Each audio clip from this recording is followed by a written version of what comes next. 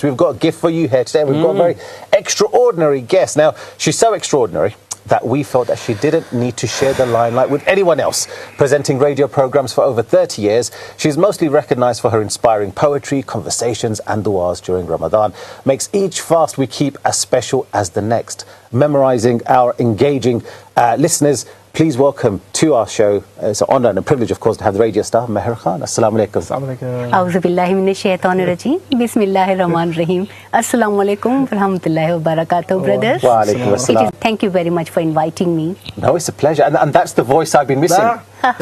This is the voice that I've grown up listening to for the last 30-odd years now. As a wee little nipper. I say a wee little nipper. I was about 10. I can't imagine that. I know, can you imagine? Than you are. No, but this is because I remember growing up in my house, so whether it was suhoor or iftar time, we're there as a family, and your family's together, the radio's on in the background, and it was Sister Meher's voice that we used to listen to. So it's a voice for us which is synonymous with Ramadan, and great to have you here for that. Thank you so much. Thank you. So of course, you've been on the radio for 30 years. 29 years. 29 years. This is the 30th year. Yeah. And unfortunately, I'm not on the radio this year. I know. This is terrible. This is absolutely terrible. Why is that? Why is it that we're not going to be hearing your voice on radio this year? It's rather personal, but I always like live show. I cannot do a recorded show. It has to be live, and integral part of my show are the recitation of Holy Quran and recitation of Durood. Yeah. Unless they are there, I can't do the show. My dua is not complete because before the dua, I put the recitation of Holy Quran, then I put Durood, and then I do my dua.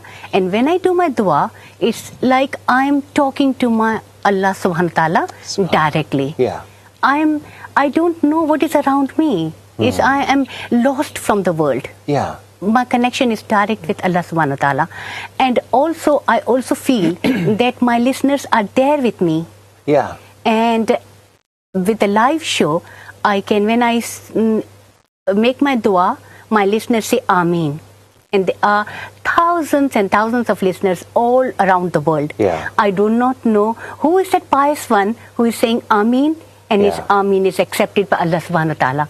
And by that we are all saved. So it's very, very special for me. Ramadan is very special for me, like for all of us. Yes. But doing the program is a hard work, as you know.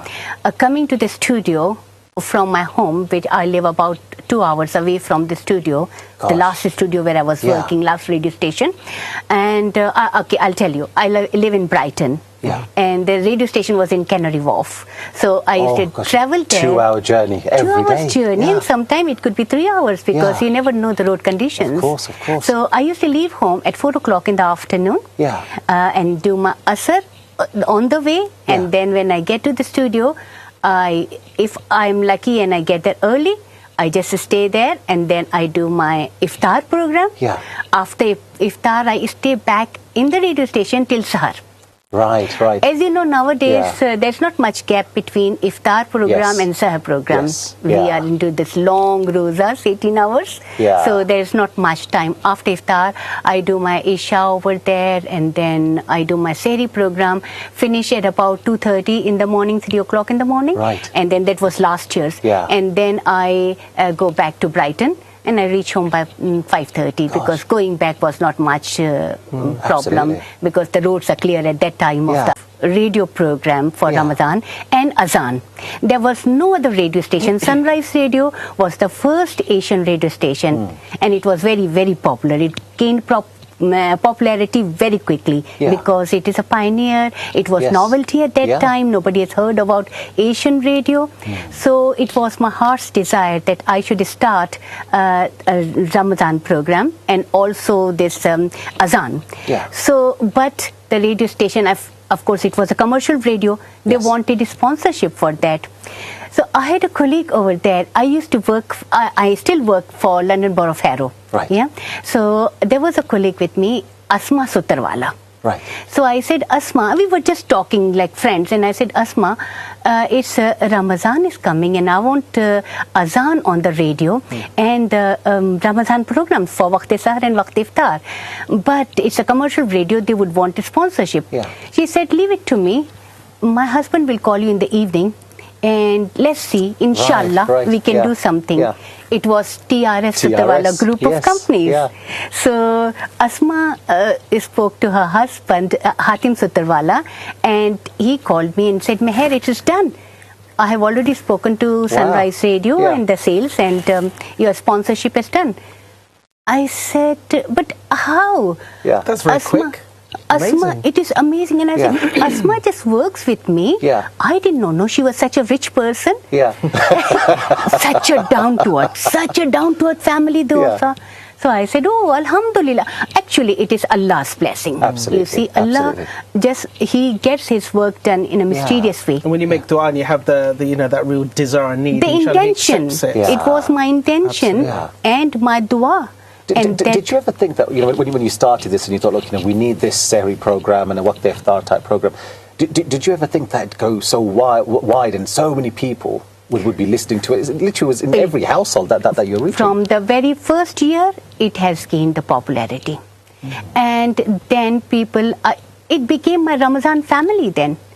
Because wherever I go, people follow me.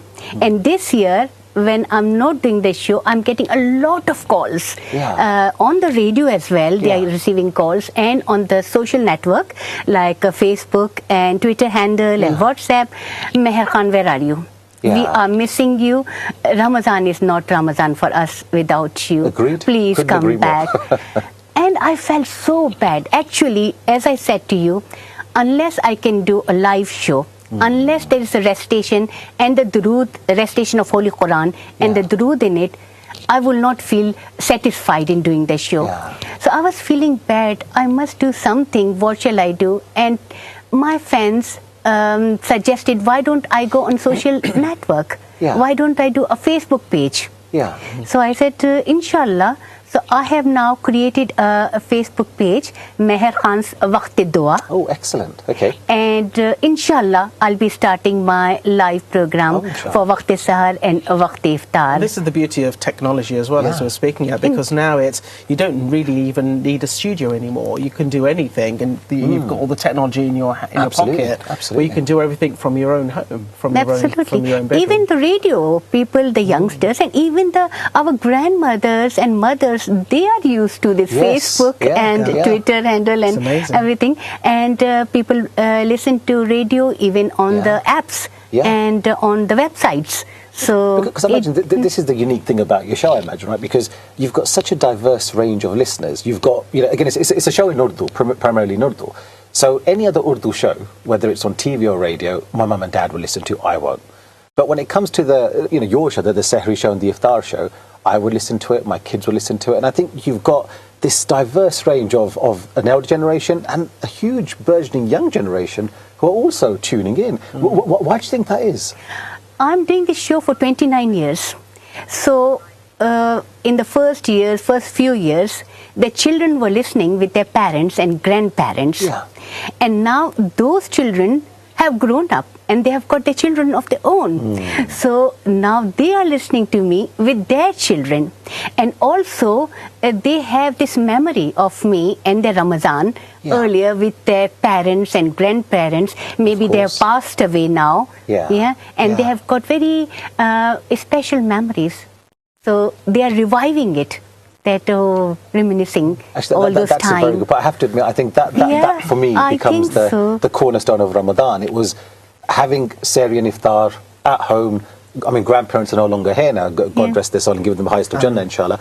But we'd be there together, mum's cooking. And again, when you're saying, I'm listening to you talking about people saying Ameen collectively, I remember hearing my mum in the kitchen. Du'as are going, my mum would be saying Ameen, Ameen, Sum Ameen. It was brilliant. So that would put on the radio in the background, just because it brings back this memory from a childhood. Takes you back to that time where you were with family. Simpler times. Easier times, subhanAllah. And one year I left Sunrise to go to Club Asia. It was a youth radio station. Right. And they had all English programs. It was especially for youth, and nobody could ever imagine that there will be a Ramadan program over there. But there were these two directors of that radio, Humaira and Sumaira. I got a call from them. I hear you're not doing the radio. Yes, I'm not. Oh, can you come and do it for us on Club Asia? I said, but Club Asia it hasn't got that brand to do religious program. Yes. They say, but no, you are a legend. We would, alhamdulillah, alhamdulillah. I'm really, really grateful to Allah subhanahu wa ta'ala. It's nothing for me, it's not me. It's Allah subhanahu wa ta'ala's blessings. Absolutely. And that they said, no, you have to do it. And that's where I got my youth listeners. I got them because all these people who never, some people were very away from faith, by peer pressure and things like that. They came back to faith. Alhamdulillah, alhamdulillah. What would you say is perhaps your fondest memories of the last 29 years? Is there anything that stands out for you? Yes, it's a very, very special thing for me. There was a sponsor of our program, Malik Law Associates. And Dr. Malik one day called me and said that, Maher, I've got a special news for you. I said, yeah. He said, I've got a letter over here from a person who was of a different faith. And he was listening to a music program, and suddenly your Ramadan program came on, and you were talking about Islam and different things. And he was so impressed that he accepted Islam. And he has sent his gratitude to you, and I want to convey it to you. And I said, Alhamdulillah, Alhamdulillah. And now that person is an imam in Woking Mosque. Oh, subhanAllah. Alhamdulillah. Alhamdulillah. Alhamdulillah. Imagine the ajr. Imagine from I them. do not know now. When I say now, was a few years back when I got some communication from him that he's in Woking. It's amazing because he's gone on now to become a scholar himself and to become knowledgeable. He's now passing that to others, and inshallah you'll be getting the ajr of that Alhamdulillah. too. I'm just praying to Allah subhanahu wa ta'ala. May Allah subhanahu wa ta'ala accept all the efforts which I have been putting into it for past 29 years, and especially for my listeners. From my bottom of my heart, I was really touched when my listeners came back to me and said, no, Ramadan is not Ramadan without you. Please come back. And the love and affection I'm getting from them for the love of Allah. This is not for any worldly pleasure or anything. It's just purely for the love of Allah that they're loving me. They have got their fond memories. Their children have grown up with me. So I'm really making dua for all of them. Please, Allah bless them all. Ameen. And may our love stays like this forever. And what is beautiful also is that you're receiving dua, people making dua for you. Absolutely. From people who've never met you before but heard your voice. Alhamdulillah. And imagine how many, inshallah, generations of dua you'll still be receiving after that. Although my targeted audience was London, because the radio station is London, and I always followed Islamic Cultural Centre's timetable for namaz and also for salah time, and also for suhoor and iftar time, the imsak time and iftar time. I follow Islamic Cultural Centre, and I give them out the London time, but my listeners are spread throughout the world. So their time zones are different. So that's why every time I say that these are London timings, when I give out the time for Sahur and Iftar, that these are London timings, but please check with your local mosque if you are tuned in from outside the area, London area. Particular about the timings, about when the Ramadan is starting, because those are the times where everybody is glued to radio because they want announcements.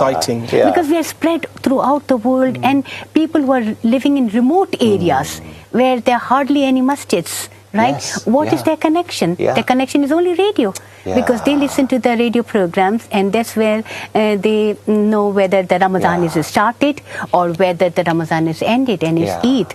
So when I announce on the radio, I always announce on the 29th day of Ramadan whether the moon is sighted for Shawwal or not, and whether there's a Eid or not. And again, unfortunately, we have got different Eids at different times. People would say that we have not seen the moon, we will not celebrate the Eid. And I always make this dua, may Allah give us unity, and we all celebrate Eid on one day. It's so disheartening, because when you go to your work, when I go to my work and I say, okay, Ramadan is started, I want my leave. Yes. And the other person says, no, Ramadan is not started for me from tomorrow. Yeah. I don't want leave. It's strange, isn't it? Because you just look so fragmented and disunited. SubhanAllah. So, it's been an absolute honour and privilege to have you here today. Thank you. We unfortunately come to the end of our show. But before we leave, if people, obviously, I know I've been missing you this Ramadan. I know there's a lot of viewers who have been missing you. If we want to follow your work moving forward, I know you're saying there's a Facebook page that you may have. Where can we go, and what can we look forward to in the future if we want to keep in touch and keep listening to your good self? Inshallah, as I said, I'll be presenting live shows, Waqt-e-Sahar and Waqt-e-Iftar, if I get through the technology, because I'm not a technical person, but I have created a fan page because of my listeners. You know, my listeners have been calling me, and on the social network, they have been insisting that I come on air somehow. So I said, okay, I'm not technical person, but I'll create a fan page, and that is Maher Khan's Waqt-e-Dua. That's the fan page. I'm hoping to go live soon. Oh, inshallah. So as soon as the technical problems is sorted, I'll go live. We need to find a technical person and get this fixed ASAP. Please do. If anybody is listening and they are technical, please help me. Inshallah. Alhamdulillah. It's all Allah subhanahu wa ta'ala's blessing. I'm always making dua to Allah subhanahu wa ta'ala. May Allah subhanahu wa ta'ala bless everyone. And this Maher Ramadan Mubarak becomes successful for everybody. And everybody gets forgiven for all the sins they may have committed. Ameen. Jazakallah khair, Maher. It's an absolute honour and a privilege. It has been, yes. Wonderful. Jazakallah khair. Well, I'm not sure if we can really top that. I know. For me, it was a personal highlight, because this is a childhood role model for myself. I say someone I've been listening to ever since I was a Sadly, broadcast we didn't get all the way in Southend. I know, we didn't get it in Southend. We barely got electricity. Subhanallah.